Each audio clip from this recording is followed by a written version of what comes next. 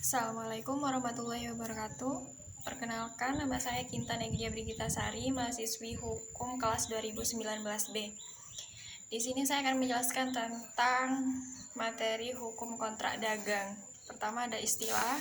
Istilah kontrak dipakai dalam istilah bisnis, namun istilah lain yang lazim digunakan adalah perjanjian atau persetujuan.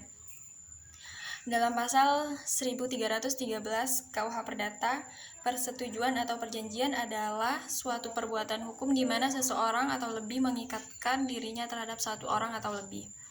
Hal yang harus diperhatikan dalam membuat kontrak: pertama, penguasa atas aspek bisnis dari kontrak; kedua, identifikasi pihak-pihak dalam kontrak; ketiga, pengenalan karakteristik pihak-pihak dalam kontrak; keempat, penguasa regulasi dan penguasa tenaga lain.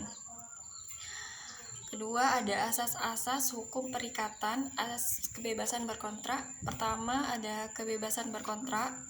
Dalam pasal 1338 ayat 1 KUH Perdata menyatakan bahwa semua perjanjian yang dibuat secara sah berlaku sebagai undang-undang bagi mereka yang membuatnya.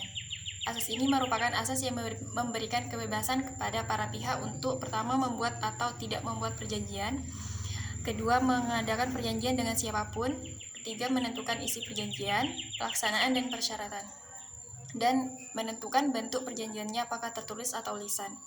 Kedua, ada asas konsensualisme. Dalam pasal 1320 ayat 1 KUH Perdata telah menentukan bahwa salah satu syarat sahnya perjanjian adalah adanya kesepakatan antara kedua belah pihak.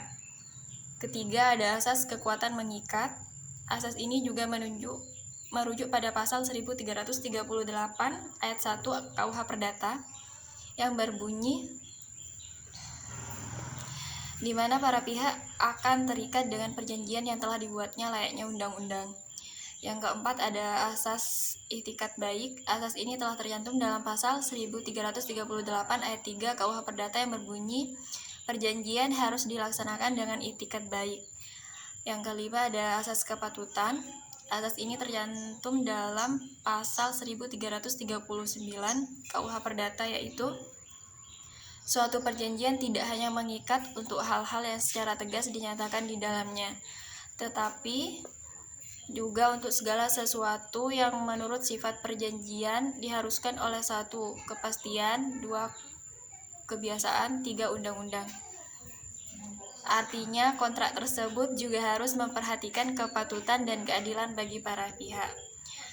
Keenam, ada asas keseimbangan. Asas ini menerapkan adanya suatu posisi tawar yang sama atau seimbang ketika membuat di antara para pihak.